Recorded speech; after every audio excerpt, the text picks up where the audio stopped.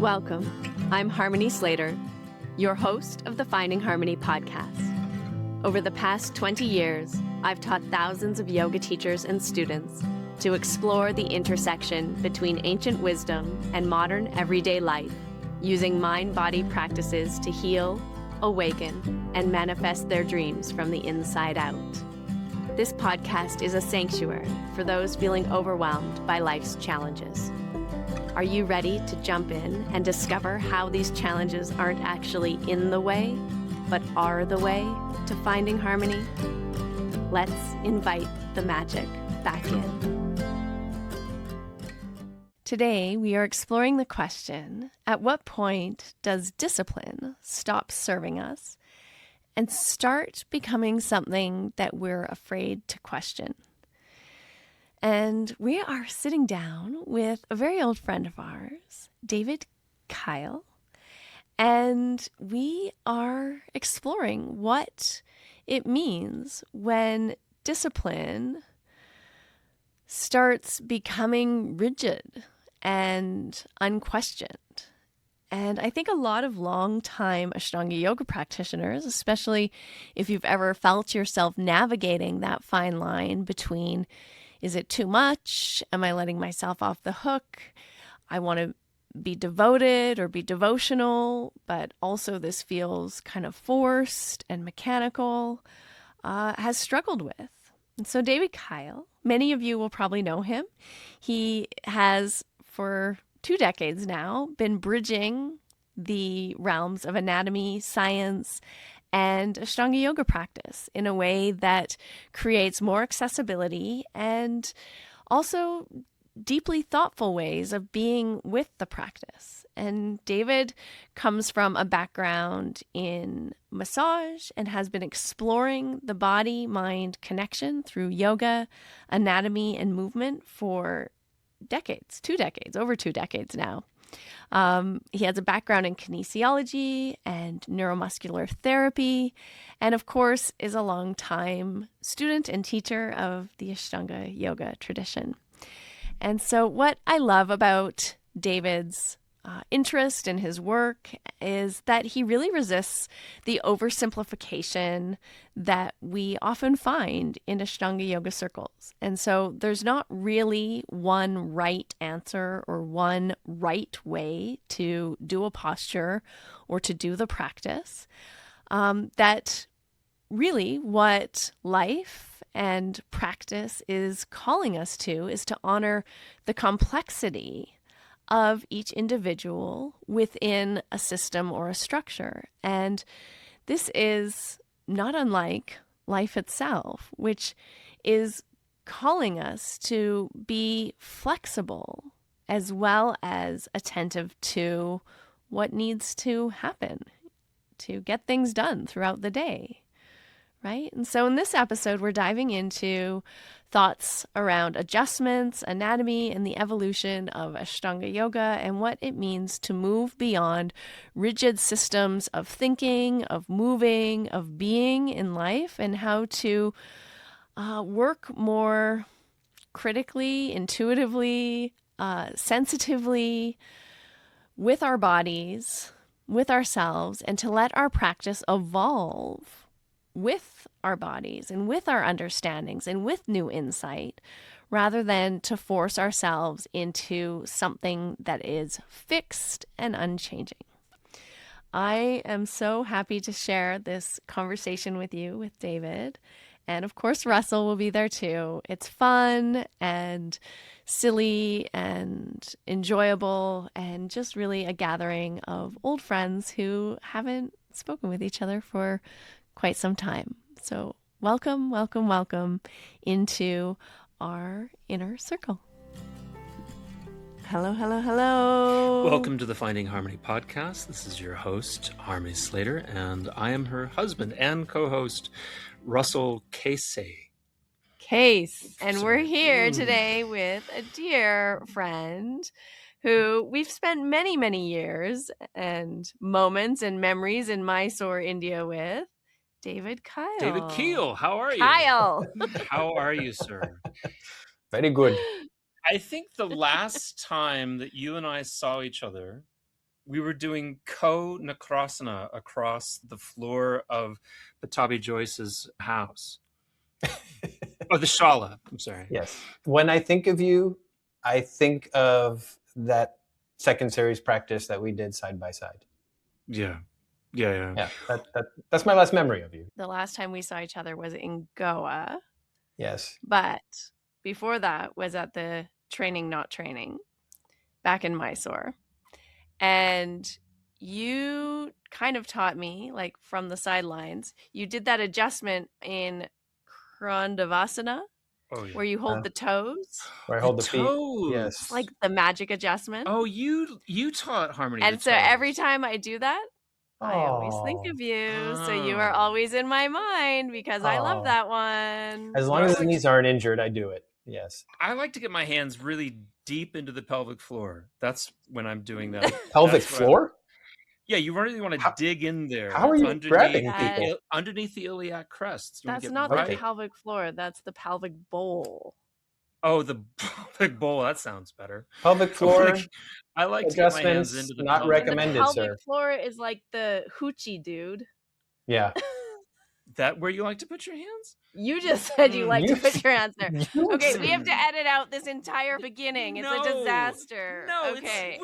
This is you asked me to be on the podcast because David was going to be there. Shush. We're not cutting this. So speaking of really improper adjustments, can we just talk about something nice? We're going to talk about how discipline becomes dogma, and this is the way that you enter the conversation. Is that we both studied under Patabi Joyce, all three of us, and we learned a way to adjust.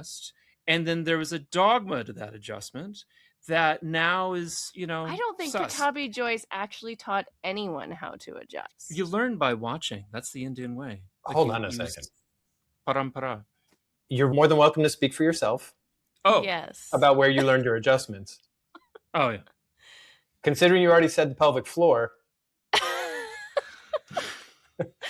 Which may or may not get left in the podcast, by the way. All this is great stuff. Honestly, though, it reminds me, I watched Matthew Remski on a little Instagram piece that he did, popped up on my feed. And he was talking about the Mysore tradition and how, Krishnamacharya was really rough on the kids and all of this. And he kind of, as he does, made his thread around the harsh adjustments were kind of, abusive in that sense. They came out of abuse. Of the kids. And I have to say, I can see that. But then, I reflect on myself. I was a therapist and body worker before I went to Mysore. So my angle or perspective on adjustments was always from a more therapeutic, helpful kind of direction. Yeah. Anyway, so not that I'm perfect, I'm not, but I know exactly what you're talking about, which is, of course, there's this sort of like, this is the way the pose is, this is the way you adjust that pose, and nothing should change. That's also true. Patabi Joyce, the way he adjusted back bends wasn't really painful. No, I'm going to say it wasn't like what we would really consider correct method. What's not correct about it? Because often his hands were quite low on the buttocks, and I don't know many. That was afterward. That's when the little hug afterward. That's not. But also adjusting. Sometimes he did the back bends that way as well, and most of us are, as a Mysore teacher, you're taking more the hip, the and waist, the pelvis, hip, the waist, top of the the pelvis upper or something. part of the, So I guess that's interesting, right? Dogma versus development in yoga culture. Yeah. Something else I've been thinking about, I think I got particularly lucky with John Scott as my teacher from the beginning. Yeah. Because although he was traditional in terms of the count and this is the way it is kind of thing, there was always enough space for asking why it might be that way. And not coming up with the answer, because that doesn't exist anyway, but always coming up with an answer that would make sense to you in that moment. And I did not get an overly dogmatic perspective when I was sent to Mysore, because John's the one who told me, he's like, you got to go to Mysore and you got to go practice David Joyce. And he said to me, I'll never forget, because he's like, listen, I just want to be clear. Don't get lost in any of this stuff. Just don't watch what he does, but notice how what he does changes person to person. Mm-hmm. Notice how he treats everybody a little bit differently within the sort of stock standard way. And I'll be damned if I didn't see, like a true 90-degree Janu Shirshasana followed by like 180-degree leg Janu Shirshasana. And he said, I remember, or at least in my mind, this is what I remember. In both instances, he was like, 90 degrees, you take. He said that to each person, even though he like put their bent knee in totally different places. Yeah. And like, to me, I really remember that, because I'm like, oh, this is what John's talking about. Yeah. It's always 90 degrees. Yeah, but that varies from person to person. Right. Yeah. Your 90 degrees is different than my 90 degrees. Yeah, he wasn't out there with a protractor and no trees. No. Have you ever sat or talked to Matthew Remski? No, not face to face, not on a call. I have. I spent about 3 hours with him one afternoon and talking to him. He interviewed me, and we had a long conversation. And my takeaway was that he and I had very different degrees of tolerance, pain tolerance. And my experience in Ashtanga yoga had been of one where I was trying to see how much I could take. And it was, that had very much disrupted my equilibrium and my happiness. And I was in a lot of pain. And I remember telling him that, and, how much I had learned from enduring that pain. And he said, that's terrifying. And I feel like it's such an interesting response, because on one hand, he was terrified of that. He didn't want to participate in that. And I had contempt for his position. But at the same time, he's really right. You shouldn't have to do that to learn. Well, maybe that's the question. Like, should you have to learn or endure what we endured to learn yoga? I don't think it's a requirement. Mm-hmm. I'd like to think that, of course, we can learn many good lessons without that. I mean, there might be things that we can never learn because we have not had that experience. Mm-hmm. I don't know that it's right or wrong or good or bad. I mean, things do have a, inherently pain, and living in pain is generally frowned upon. So it's not inherently good to be in constant pain. Mm-hmm. But I guess it's a silver lining kind of thing. You choose to look at it once you're past it and you go, wow, I really learned a lot from that. Like, I don't need to do that again. Yeah. It could be as simple as that. Learning. Yeah, that's the learning for sure. Yeah. I mean, it's so complex. I mean, the body is complex, and, the way we experience it is biased and compartmentalized often, and it's tricky stuff.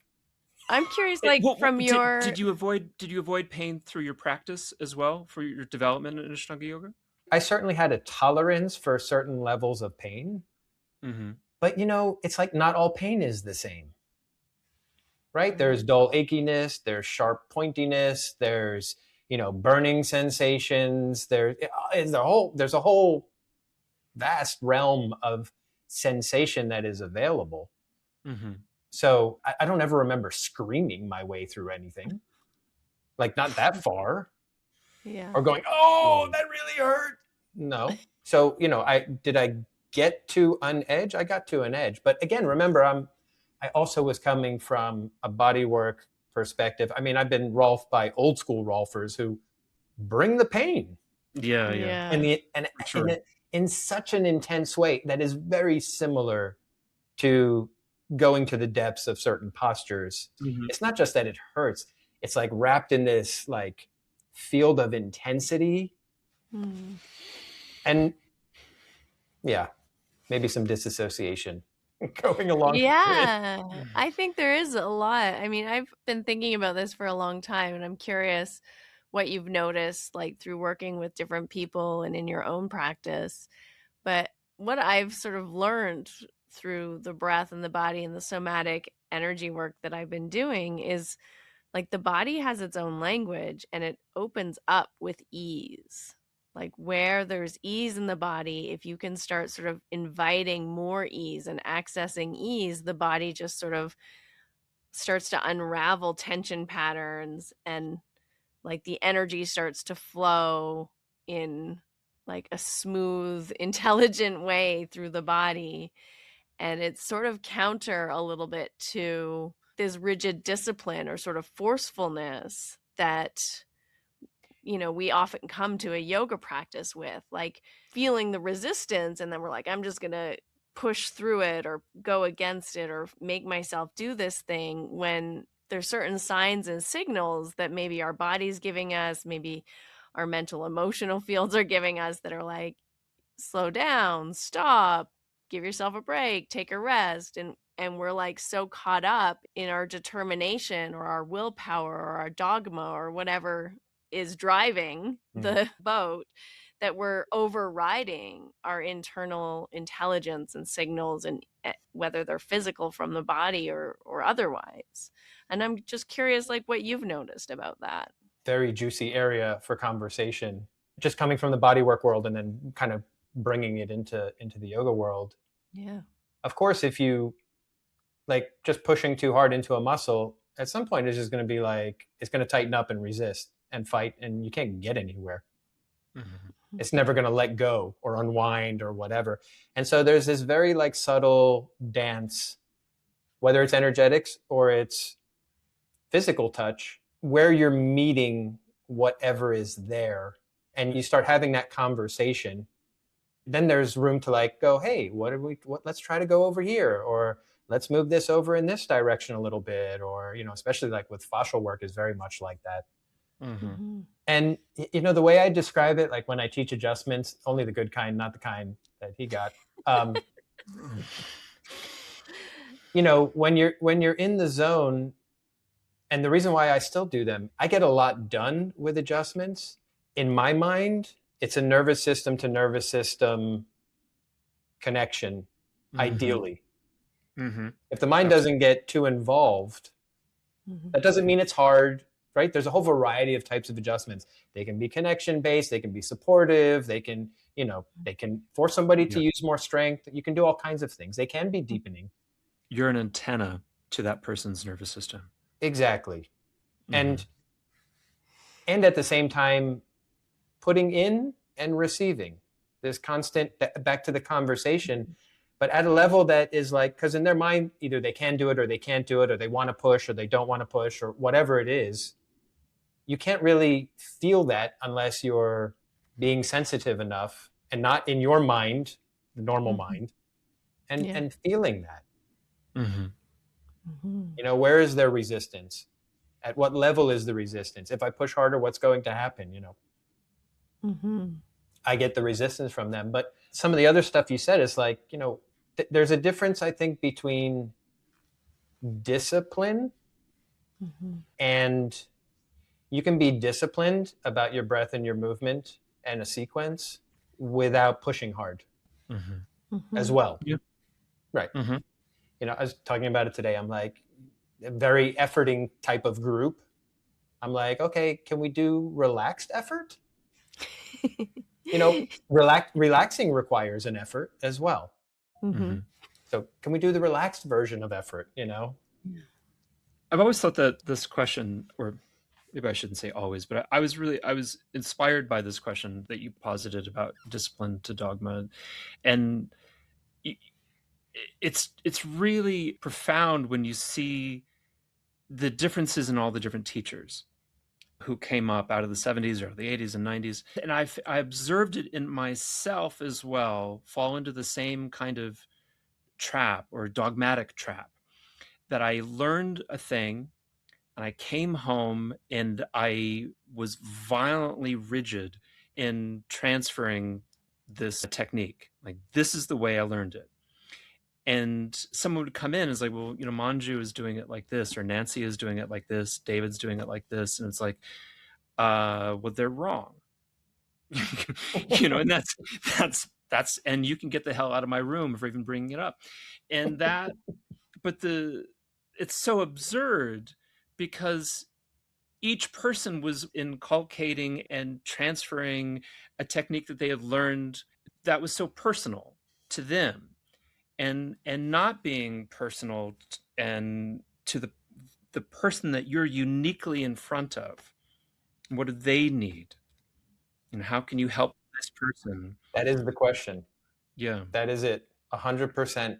It was like when a lot of the Taylor stuff was going on, people were talking about like student focused teaching. And I'm like, huh? Right? You're like, haven't we been doing that? Yeah. As opposed to what? As opposed to what? Yeah. Yeah, exactly. Yeah. Like what? Still to this day, maximum I have in a room at a time is 12. Max. Oh, that's great. I'd rather do 3 groups of 12 when I travel than one group of 36. No thanks. Oh, for sure. Yeah. And not unless you've got 3 assistants. Yeah. Don't want assistants. Then I'm responsible for them as well. Yeah. Yeah. It's true. If I was running a daily Mysore, it would probably be different, without a doubt. But as a traveling teacher, yeah. If I was, let's say I'd gone to your studio and I was teaching a workshop there, I would like to have you in the room. I think that'd be nice. Yeah, the existing teacher usually does float around a bit with me. Yes, especially if I know them really well. Yeah, there's trust there. There's a reason if I was brought into your studio, there's a reason I got brought in, because we had a mutual point of view. Yes, and usually a relationship. Yeah. Yeah. Yeah. And we might still fight through the course of the morning. Yes. Disagree. Argue. Vociferously. Debate. Vigorous jumping.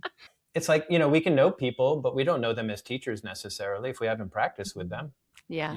That's actually something I've learned the hard way. Harmony and I love teaching together, but we still are quite competitive over who gets to do the backbends. Like, I would really like to do them. I really feel like I can bring a lot to the backbend. It's like, it's really... I think the way that I teach and the way I assist has changed a lot over the years, and I'm much more focused on like the energetics of a person's body than the actual physicality of it.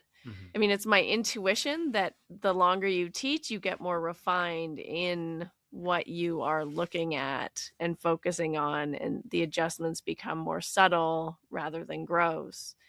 But as somebody, I mean, you're still doing body work, right? Are you still working a lot, or on occasion? Time? Yeah. In the Mysore room. Yeah, right. In that, like, having that background, has that been your experience as well, or is it still really like physically based, anatomical kind of? It's a good question, and I just to give a shout out to Russ as well, is I definitely started more dogmatic, not necessarily as dogmatic as he probably was, but more dogmatic than I am now. Yeah. Relative to me, not to him. And although, like, it's like, the whole anatomy thing with me is like, it's like an anchor. It's like an objective thing that I get to kind of lean onto, where it helps me like keep my bias in check. Oh, I like people to do up dog this way.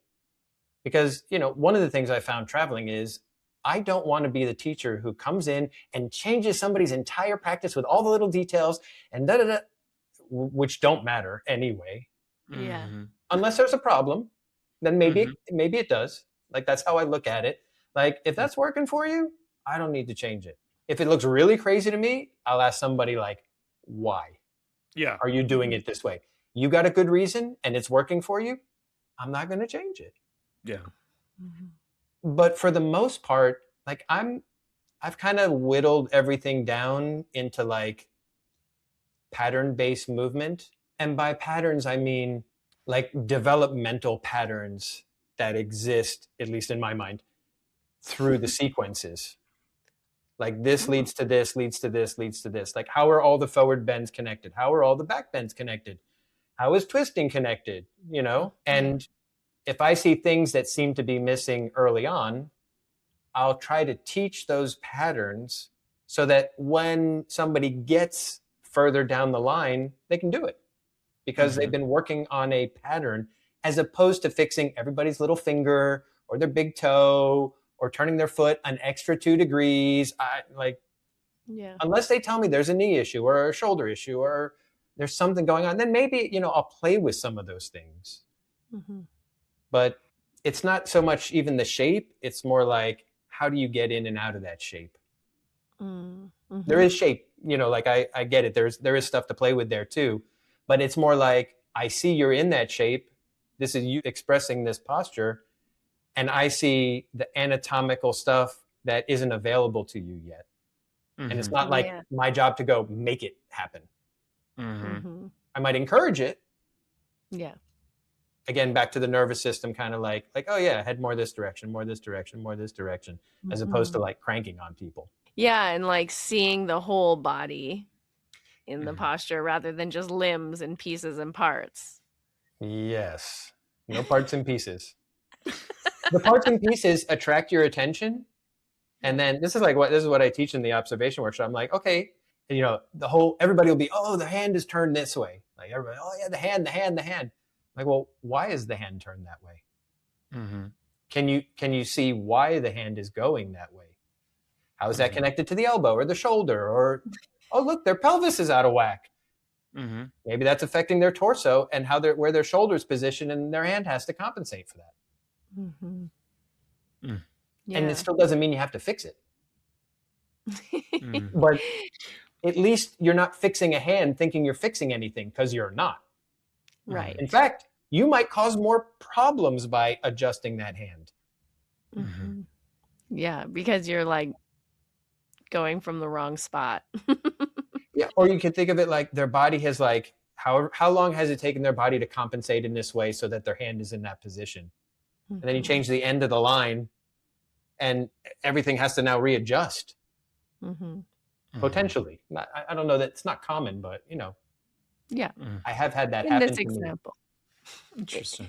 With a foot, like a down dog where the foot was like forward and turned. Oh yeah, let's get these a little bit straighter. And it was somebody who I knew well. It was somebody who I knew had back stuff, and we didn't even take it all the way back, because I learned this lesson from bodywork years and years ago a few times, which is you make too much change too quickly, and other stuff is like, no, thank you, and gets upset. Yeah, for sure. So, yeah, I'm going to ask a kind of tangential question about teaching and about dogma again, I guess. When is something too far away from the core form, and then the whole thing explodes on you? As an example, I had this beautiful student in San Francisco, Rethel, who I just adored and loved, and she was so disciplined and was always there, and she always wore headphones and had her little iPod in her pocket and did her whole practice right? And she always did her whole practice with her headphones in. And then I got this rambunctious assistant with a lot of orthodoxy, and really like, what the fuck is wrong with you? Why are you allowing this in your room? It's like, well, it's Rethel. It's like, this is absurd. You think Sharat would let this happen? It's like, and so two things happened. One, like, I was really embarrassed, and I corrected Rethel, and I said, you can't wear your iPhones anymore. So she started coming in at like 4 a.m. and doing her practice before I got there. And then two, Manju's playing fucking Led Zeppelin throughout the whole class. Really? Have you ever adjusted or assisted Manju? No. It is hard rock all class. I've never practiced to Led Zeppelin either, but it's amazing. It really lifts the energy of the room. And like, he insists on it. It's like, Russell, go get me a coffee and we're going to turn the music up. It's like, okay, no problem. And then it's awesome. It's like, Manju's there with Led Zeppelin, and like Rethel can't be with her headphones. And it's like, so it's not just about music being in the classroom, but it's about, when is it Ashtanga yoga? When is it so far off the rails that it's not? And why do we give a shit? That's such a good question. Were you thinking I had an answer? No, I'm kidding. Yes. I can give I'm an answer. sure that you have an opinion on this. I do have an opinion. Sorry to do it this way, but it's like, maybe we should just ask the question, like, what makes Ashtanga yoga Ashtanga yoga? how do we define that? And we can do that differently, of course, as different people. But to me, it's like breath, bandha, and drishti while doing a sequence as best as one can. Mm-hmm. That's it. Yeah, that's it. Maintaining that, like, right? Like, I'm constant. People are like, oh no, it's it's just a set sequence and da. No, that is not Ashtanga. Mm-hmm. That is not Ashtanga. The sequence is a part of it, but that's not Tristana. The it. Tristana Yes. with sequence. Yes. But so then it's curious, like when I think about the sequence, then I start to get questions. Like, is just doing sun salutation A and lying down in Shavasana Ashtanga?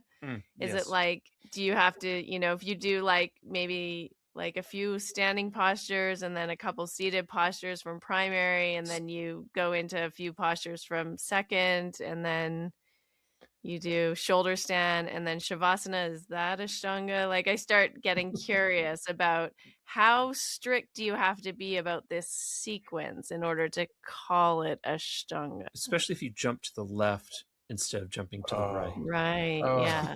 That's definitely crossing a line. Cross the line, Eddie. Right? Yeah. He doesn't care. Maybe we have to separate out practicing like an Ashtangi and practicing the Ashtanga system. Maybe. Mm-hmm. Does it count what would as be the difference? Well, I would say an Ashtangi, back to the Tristana answer. Mm-hmm. And so, did you do an Ashtangi practice? Maybe for like all the variety that you mentioned. Maybe. Because go back to take a step go a higher level. What is the point of any of this? I think that's an important question. Yeah. I was telling the group this morning, like, why did you choose to do yoga? You could have done any number of, exercises or activities or whatever, but why yoga? Why to feel spiritual, to look spiritual, to get to wear the malas? Like, everybody has a different answer to that, but it's usually something in some type of spiritual direction. Or a celebrity endorsement. Or that. Yes, that's possible too. I get a lot like just to relax. People always say that. I started doing yoga to relax. And then I'm like, how's that working for you? It's kind of funny, right? Like we start one thing and then we go the other direction again. It's like, okay. All of this is like, where does it fall apart? Where does it not become anymore? I'm sure there is a line there somewhere. I think we get to choose our lines to some degree, especially these days. We get to choose a little bit more, there's a little more freedom to be choosy about it. It's like if somebody shows up and they're young and they're fit and they're really like game, they should do it as close to the most dogmatic traditional version of it as possible. That should still be the aim. I agree. But you got to have a particular physiognomy for that. And or, even just coming in as like somebody new to it, right? It's like, we're all adult practitioners. And I mean, we did, on Yoga Anatomy, we did a survey, it's almost 10 years ago now, but we had like this really great subgroup of people in the survey who were 25 plus year practitioners. Because I reached out to like all the certified people and they were anonymized. I don't know who actually answered, but all of those people, almost all, like 90% of them, mix and match sequence. Yeah. Right? We know this to be true. That's why I came up with my question. Yeah, right? And so it's like, well, what makes it a practice is how are we while we're doing it? Yeah. That's what makes it a practice. That's it. Yeah. Not 30 minutes ago, I had done a couple of sun salutations and some 4th and 5th series postures and then stopped. That was it. Sounds great. Sounds great. And what did I get out of it? Is like, well, I feel better. I feel grounded. I mean, just on the physiological level, I mean, most of the research, there's this great piece of research that I use when I teach a workshop on breathing. And long story short, they did a meta-analysis of loads of research, which has ramped up quite strongly in the last 15 years on contemplative, what they classified as contemplative practices, contemplative arts. And so they had the non-physical and the physical. Non-physical being meditation, of which they had subcategories, right? Like open versus like concentrated type stuff. And then in movement-based, they had like Tai Chi and yoga. And they were looking at it from a physiological perspective to try to come up with a theory as to why the outcome of these types of practices had the effects that they had. And the commonality that led them to their theory, so not written in stone theory, was basically that there was focused attention on the breath. That was the common thing across all of them. And the mechanism that is triggered or utilized when you do that is the vagus nerve. And so their theory to why everybody gets the benefits that everybody expounds, having done a practice, even if it's 15 minutes of little fourth, a little fifth, and doing some breathing, is because you paid attention to your breath. And it's, maybe it's just, I don't want to say it's that simple, but like at a base level. I think it is that simple, actually. Yeah. There's a parasympathetic response, and then there's a response in the kind of brainwave you're emitting, and poof, you're done. I mean, I literally lie on the floor and put my hands on my body and just like pay attention to the kind of breath I'm doing and like how it feels in my body. And it's like, you go profound. You go from a beta wave to an alpha wave. Like, I don't do anything else with any other limbs, just breathing and feeling the breath. I mean, well, you've got science and research that backs all of this up at this point now anyway. I mean, you could argue that, okay, there's somewhere further to go. There's all of that kind of physiological benefit, but then, are we cultivating like awareness? And at what level of awareness? That's a next level that might require a little bit more intention than just focusing on the breath. But it's certainly the gateway of almost every practice. Yeah. As gendered, binary, sexual beings, like there's so often so much of what we do is about strutting around. And what we like is what we're doing helping us strut, like paintings or went out and got a pair of fancy eyeglasses, or wanted rock hard abs from my Ashtanga yoga practice. Like it was all about strutting. Right. But then human beings have this potential to really positively affect our neighbors and our family members and be a source of profound good and wisdom. And I think that's where we separate ourselves from, just peacocking. Yeah. I know my family everybody who's got a problem calls me for some reason. Yeah. Nice. That's great. Yeah, you're the doctor of the family. You're the most level-headed of them all. Yes. Oh, it's not not anatomical. Well, it's that too, but it's not just that. It's like it's like what do like, I do Gretchen. about my divorce? Yeah. They're like, no. Yeah. You understand our kind of crazy. Especially my family, yes, of course. Are you a Florida man? I was born and raised in Miami. Oh, you were? Yes. That's why I'm still here, I think. Because otherwise I would definitely be living somewhere else, right? Yeah. Wow. So. Okay. And your grandparents? Where are they from? The Keils. The Keils?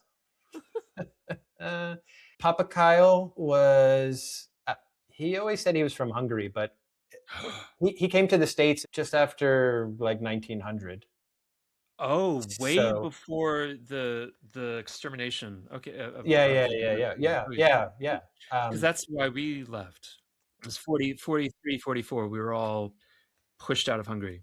Yeah. Well, he came early. Now, the story is, I don't know how true this is. The story is that he was chased out for being an anarchist.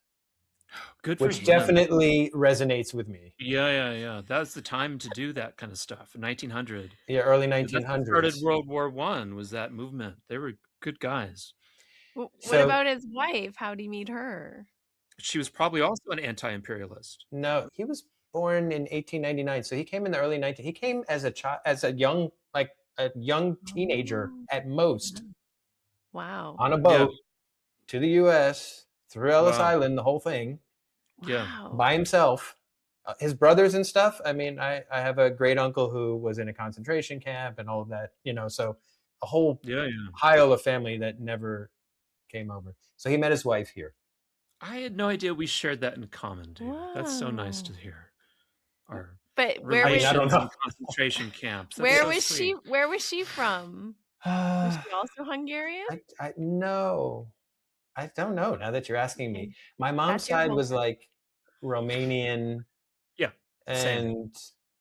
Somewhere else. So I'm like a little mix of Eastern and Western Europe there. Yeah, wow. a lot of our Romanians went to Hungary and then had to keep going. Yeah. Get out. So you're a member of the tribe? I'm MOT, yes. And then Gretchen converted you to Catholicism? How'd you know? I didn't. I just guessing. Yeah. No. Oh. I'm sorry to hear that. We're not practicing religious people. Yeah. You're practicing spiritualist people, yoga. Practicing being human. Yeah. I think that's the way forward. It's hard enough. Harmony used to be Scottish. She used to be. You converted her from... Yeah, converted her to Judaism from Scottishness. Yeah. I'm all things. I love Scotland. It's one of my favorite places. The nicest people. Big shout out to my Filipino friends, of course, because they're also like some of the nicest people in the world. Oh my God. The Filipinos in Scotland? Goodness. No, in the Philippines, but also in Canada. Did you know that my stepmother's is Filipino? That's true. No. And my little brother is now half Filipino. Half Filipino. He is 40 years younger than me. I heard you're having children now. Really? Go on. No. We have 2 dachshunds at the moment. Oh, that's nice. That's fur babies. We have 2 little fur babies too. Yeah, we have 2 fur babies. And they are fur babies. We gave it a good try, and then we got some dogs. Yeah, as you do. As you do. So where do you think, this is my question, you travel all over the world teaching yoga anatomy, adjustments, yoga classes. You have your yoga anatomy empire. Oh, it's an empire. Yes. It's an empire. Yeah. Oh, it's an empire. Courses, books. Austro-Hungarian yoga empire. Yeah. One book. Okay. But you're going to write another one soon. I've got another one coming, actually. See, I know. Almost out of the oven. Yeah. What's the future of the practice now, like with Sharat gone, with like this sort of disillusionment of tradition? Disillusionment? Yeah, people feel disillusioned, I think, with orthodoxy a little bit more so than ever before. I think so. I have no idea where it's going, other than to say, I think people are going to be more willing to be more thoughtful about what they're doing and why they're doing it, and what they're saying and why they're saying it.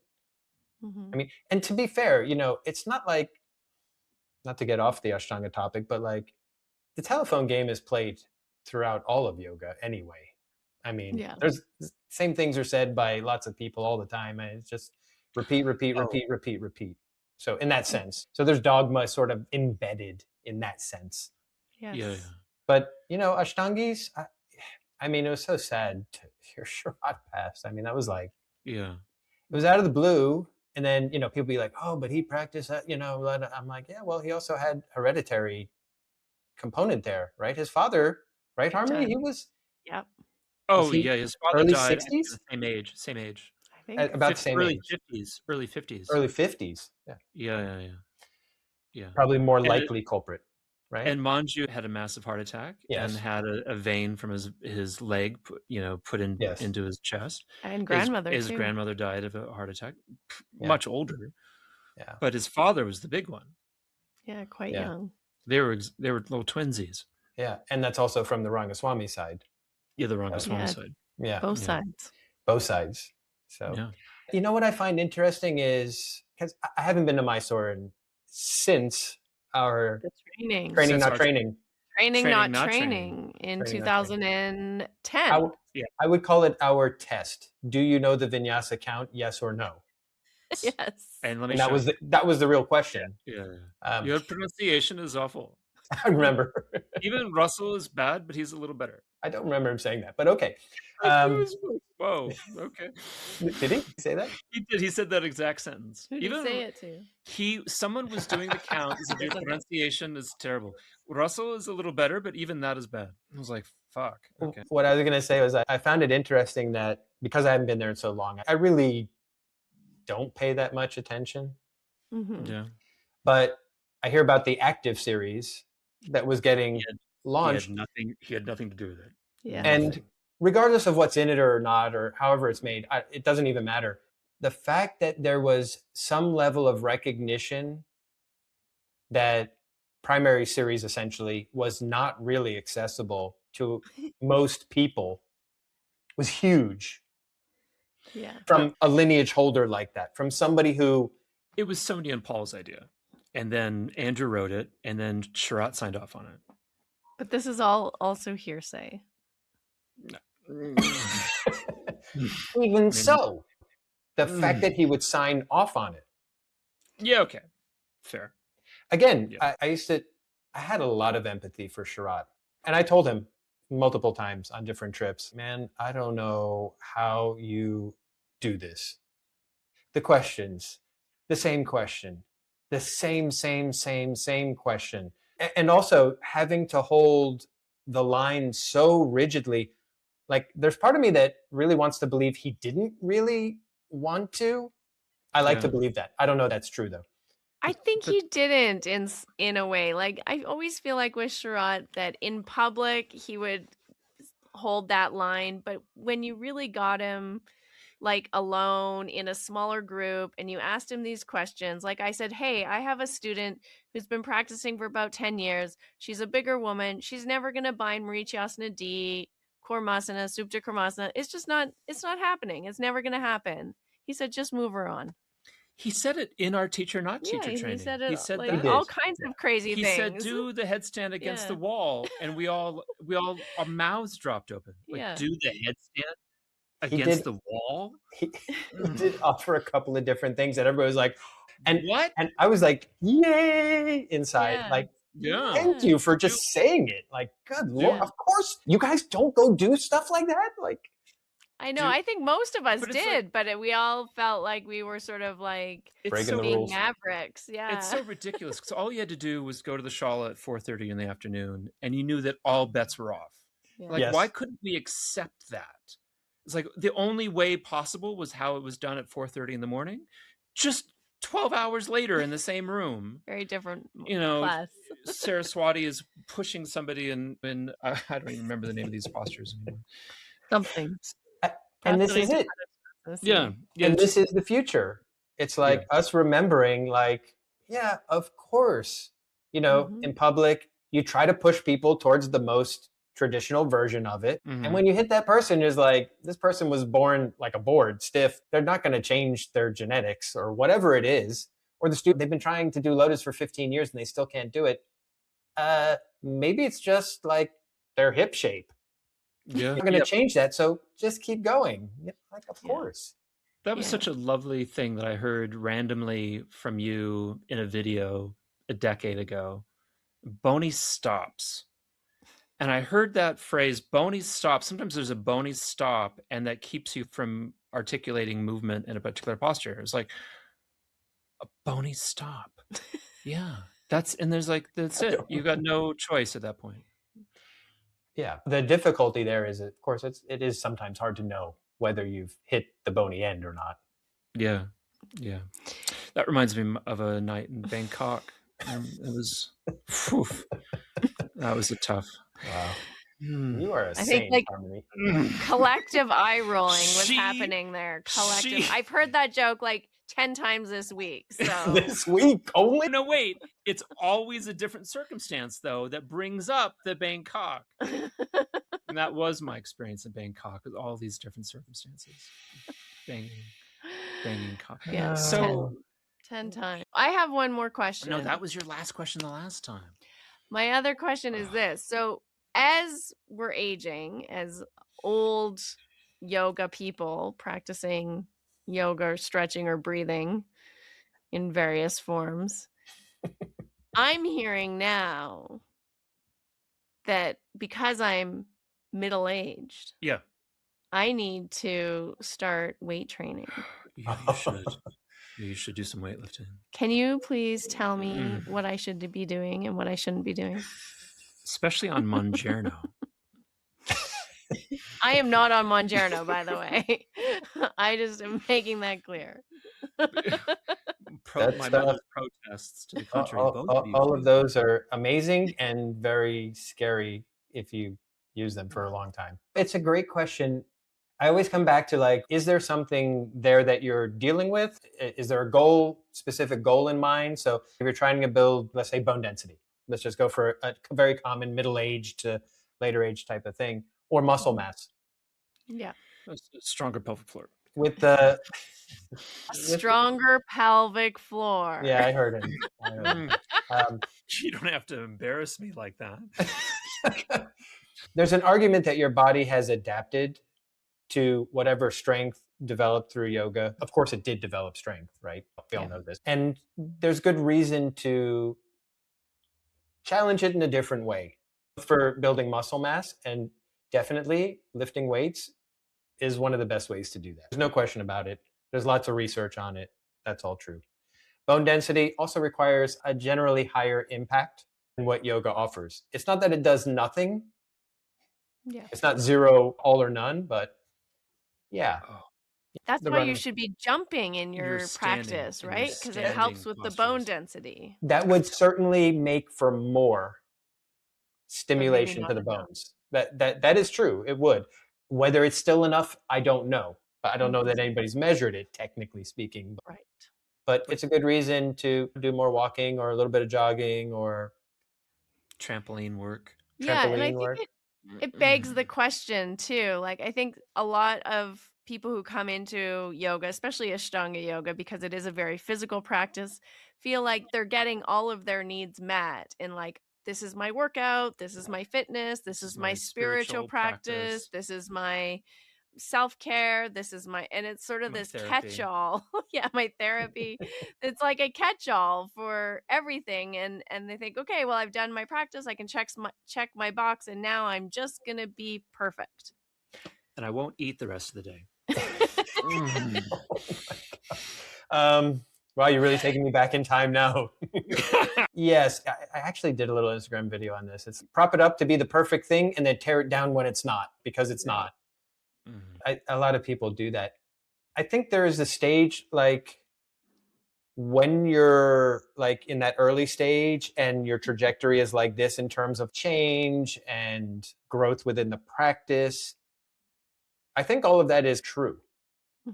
Meaning from where you start to some point, 1, 2 years, whatever it is, but then you hit that plateau. 10 years, 20 years, 30 years. There's a 5-year, there's a 10-year, there's a 15, there's a 20, 25-year plateau, right? You hit these plateaus where it's like things aren't really changing.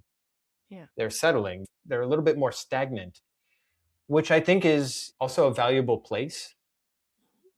There's a wonderful book called Mastery, if you've never heard of it, that talks about this. He was a martial artist.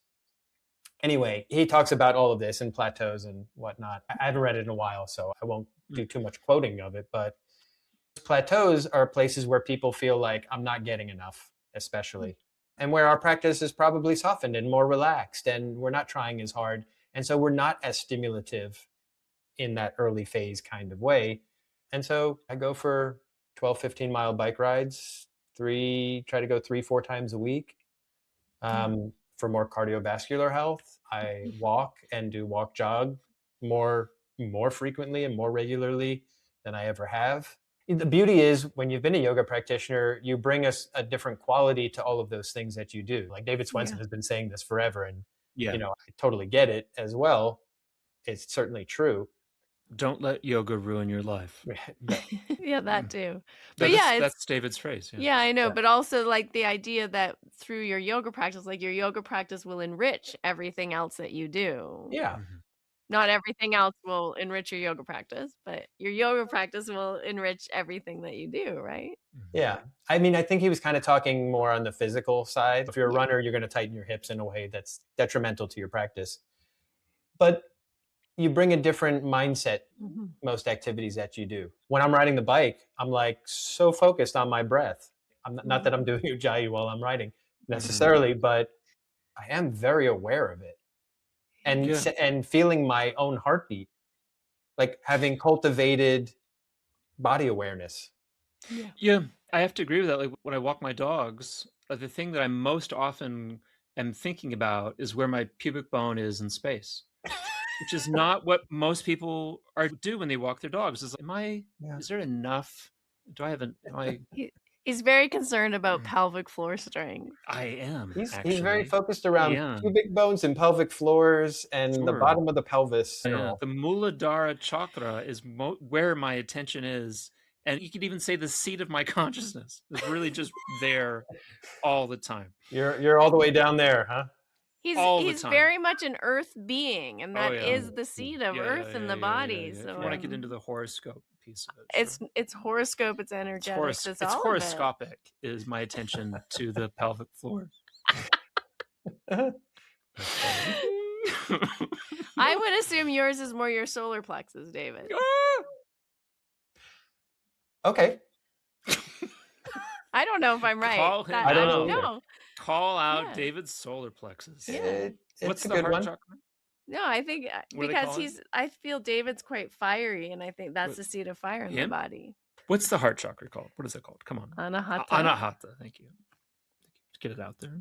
That's the breastbone area, anatomically speaking. You guys are too much. All right. Can you tell everyone where they can get their anatomy book? Because your anatomy book's my favorite. This episode was brought to us by Coca-Cola, by the way. Oh, yeah. So if you are thirsty and you find yourself dehydrated, please drink. If you ask me why I have those, the only thing I'll tell you, it was from when the Marlins won the World Series. And they have the Marlins logo on the side. That's cute. Gretchen asks me all the time, will you please just throw that away? What are the fucking Star Wars doing behind you? You're a fucking dork. We have them in our bedroom. We have Grogu in our bedroom. We have Grogu in our bedroom. Yeah, I'm eclectic. That's Grogu on the top there. Yeah, I know. Oh, man. And a Minecraft. We're all and Jesus. And Ganesh. That's the Hound. It's the Hound. It's the Hound. It's Gregor Clegane. Clegane, yeah. Sandor. All I could think of was Sandor, as I know. Oh, Sandor. Sorry, Gregor was. It is Sandor. Yeah, sorry. It's Sandor Clegane. Yeah, Gregor is the mountain. Yeah. Yes. I dream of him at night often. We'll just bring it back to the earth element over here. So big. This has been the most interesting podcast I've ever been invited onto. Okay. No. We have to tell everyone where they can get your book and keep their eyes open for your new book and sign up for one of your anatomy courses if they want to go deeper into anatomy. There's so many amazing things and so much good information on your blog. It's like extensive and expansive and a whole encyclopedia. It's 20 years worth of writing. Exactly. It's a whole encyclopedia of yoga anatomy. It's incredible. Wow. Yeah. There's a lot there. I'm sure if you drop your question into AI, it'll get you there. You are the AI. You are AI's expert, is what you are when it comes. They've stolen everything from me. AI goes to David with her. Just you can go to Yoga Anatomy. That's with one A, yoganatomy.com. That's it. Everything's there. There's link to the books there, which you can get on Amazon, of course, and all that kind of stuff. And sign up to my newsletter and you'll know about the next book or workshop or whatever. What's your next book on? Can you tell us? Can you give us a sneak preview? I have a co-author, so I'm not really sure. Okay. Okay. It's a secret. But you can think of Claude is just spending all of his time right now, just like rifling through David's website. Like right now, it's just it has done that. There's still more here to go through. I've set up my AI so it gives me quotes of where it's finding its information. Absolutely. Oh, that's good. This is good. The next book is trying to fill a gap in teaching. I see. Anyway. Oh, that's what got Taylor Hunt in trouble. Jesus. And on that beautiful note, we will say bye-bye. Lovely. Thank you. Wait, hold up. As we're closing out this conversation, I want to point to something a little bit deeper. How our practice can evolve when we stop blindly following and start relating to ourselves with more awareness, more truth, and more discernment, also more compassion. This is the kind of work that I facilitate intimately in my Lightworker Mastermind. This is a group of yoga teachers, healers, artists, and other coaches who are coming together to create businesses and lives that truly nourish themselves and their families and are adding beautiful light, creativity, love, and support and healing into the world. Many people ask, what does that mean to be a light worker? And for me, it isn't some abstract identity. It's actually someone who's willing to facilitate, to bring higher consciousness into form.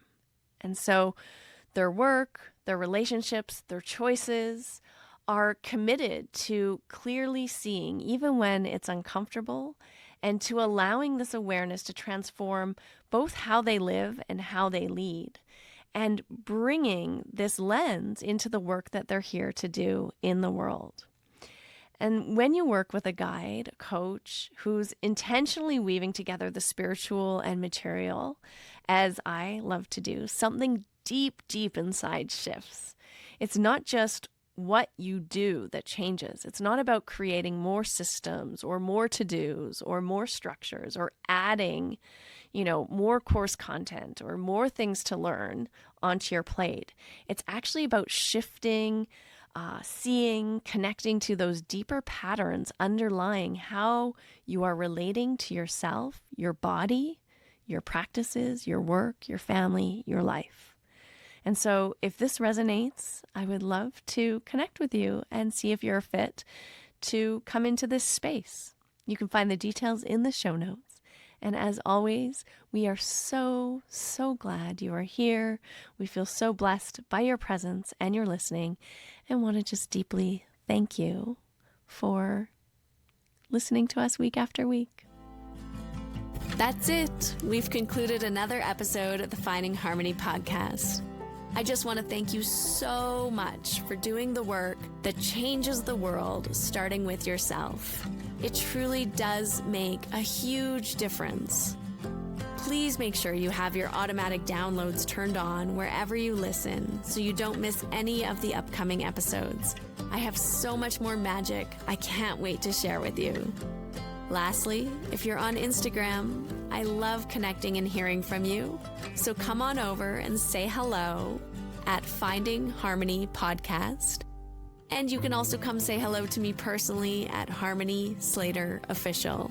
Thank you again for being here. I cannot wait to share more with you in our next episode.